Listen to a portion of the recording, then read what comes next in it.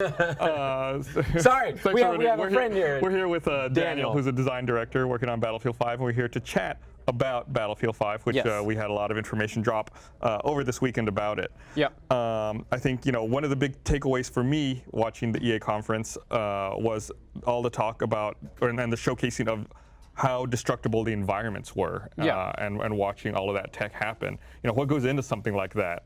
A lot of work. I mean, I mean, I can't imagine. No, but I mean, it's the destructible environments has been something of a staple for the franchise since the introduction of the Bad Company series.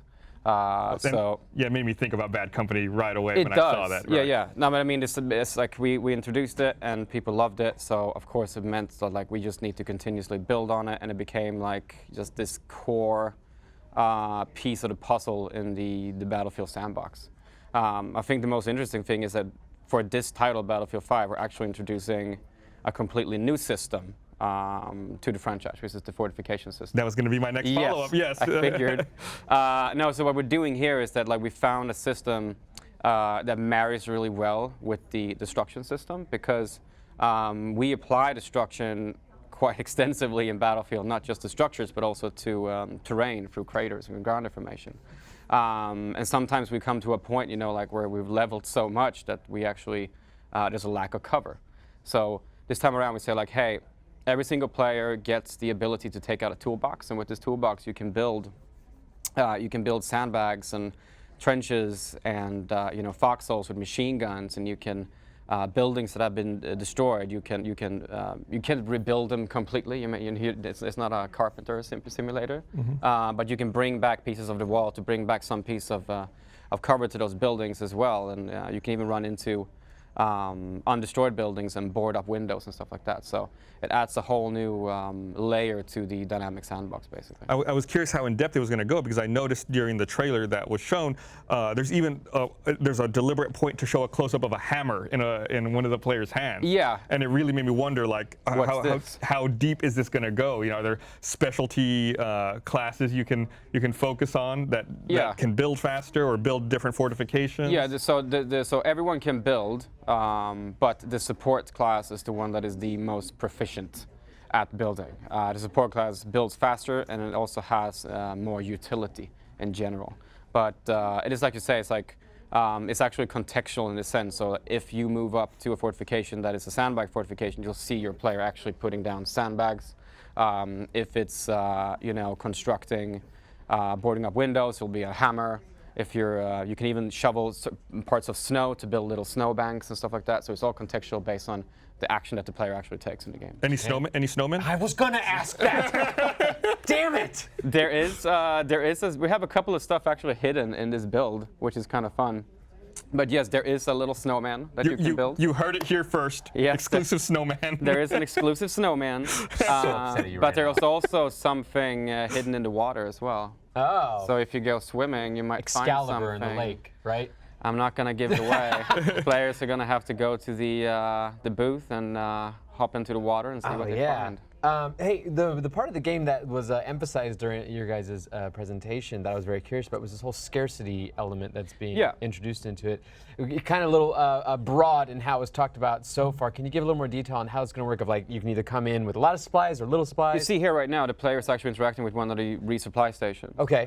So what we're saying is that when the player jumps into the game, when the player spawns, the player will be capable, but the player will not be at a maximum in terms of the carry capacity. Okay. So there is, if the player so chooses to, the player can run up to any of the resupply stations that are buildable through the fortification system. Interesting. And they can then stock up additionally.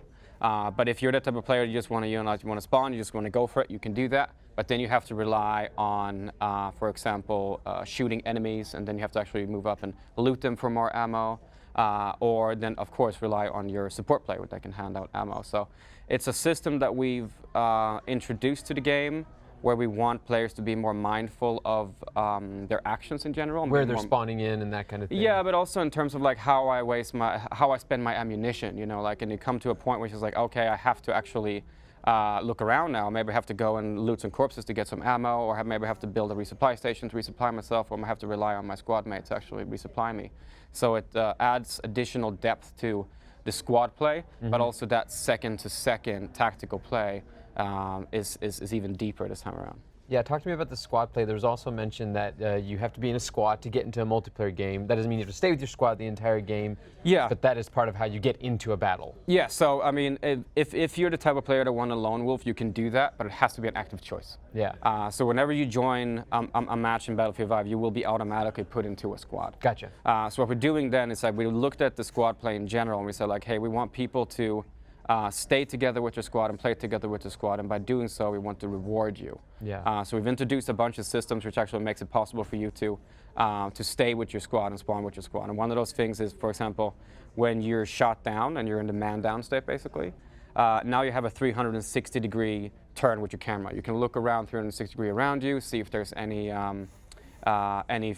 friendly squad players around or medic around, and if there's not, you say like, okay, you know, there's no one here, I'm gonna bleed out.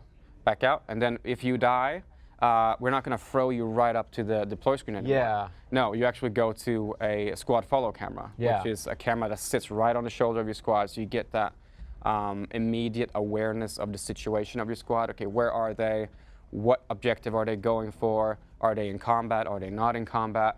So it's just a much clearer position in terms of feedback.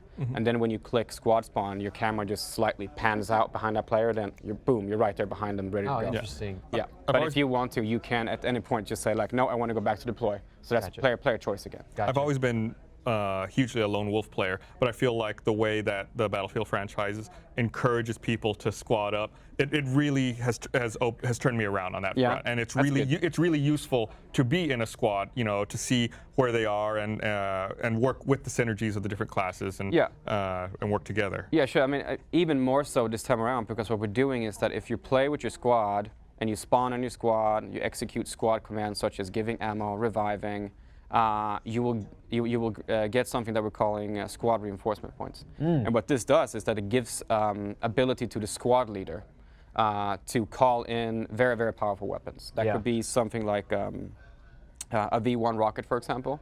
And that's a perfect tool to use if you're trying to capture a flag that is heavily fortified. You can't get in there because there's just so much fortifications. You can just drop a V1 on that flag and it just obliterates all the fortifications and kills anyone in the vicinity, and you can move in and you can capture it. But that also gives you the ability to call in super powerful vehicles that are more powerful than your regular tank. And these vehicles are dedicated to your squad. No one else can steal that tank from you. Good. And it has the exact amount of seats to encapsulate the full squad. In this build we're having here at E3 and EA Play, it's a Churchill flamethrower tank and a German Sturm Tiger tank.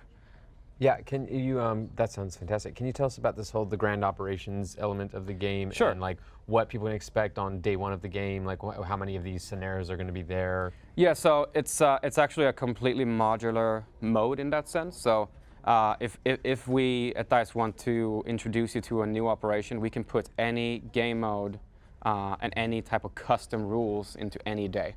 So if you play an operation in, say, Norway, day one might be the airborne game mode. Now the one we're showing in the multiplayer trailer, where it's all about the paratrooper fantasy, for example. But if you join an operation in, say, Rotterdam, day one might be a different game mode. So we can actually put whatever game mode we want to whenever day and then make custom experiences like that. But the one we're showing now that you actually see here in the trailer and the gameplay is the invasion of Narvik. And so day one here is depicted where it's a day is approximately 15 to 20 minutes, and a whole operation is approximately an hour. Okay. And it's between 3 to 4 days. So day one, you will be, if you're on the attacker side, you're the paratroopers. It's a day before the main invasion. You're dropping behind enemy lines. You're tasked to take out the long-range artillery sitting on the shores of Narvik. And the cool thing here is, if you're successful in taking out all the artillery, the main invasion force that is coming in day two, they're completely untouched. So when they land, you have full amounts of reinforcement. Nice. You have a full amount of vehicles available. But if you do badly in day one, say that you don't manage to take out any of the artilleries, the narrative is going to change. That's and awesome. the gameplay impact for the next day is going to change as well. So you have less respawns, less tickets, less vehicles available to you. So when you go from day to day to day in ground operations, there's a narrative and there's a gameplay impact for each day. Yeah. And it leads out to the third day, the operation can actually end completely. If you have a decisive win, you can end it right there. But if it's a close match or a draw, day 4 occurs. Now, the day 4 is the feeling of that you've been fighting for 4 days. There hasn't been any victor. You're out of soldiers. You're out of ammo. So you'll spawn in. It's 32 players versus 32 players. TDM, only one single spawn, and you jump in. You have like your primary weapon might have half a magazine. Oh wow! It. And so lightning round, essentially. Yeah, pretty much. It's like a sudden death, and you fight down to the very last man since there's no respawn. So very, very important with the squad play here, because if you go down, your squad can still revive you, but if you die, you're gone. Oh wow! And you have to imagine too, people have invested an hour in this, Yeah. and you might be the last person alive. Man. And there's 4 people on the other side, and everyone's watching you, and everything is resting Pressure. on your shoulder. I would choke. Yep. Same. Looking forward to choking on that. All right, well, thank you so much. We appreciate you taking the time to come talk about Battlefield 5. I think we're all super excited about it. When's the release date on that again? It's October 19th. October 19th. Yes. Looking forward to it. Thank you, guys. Yeah, thank you so much. We're going to throw it back over to our satellite location on the moon.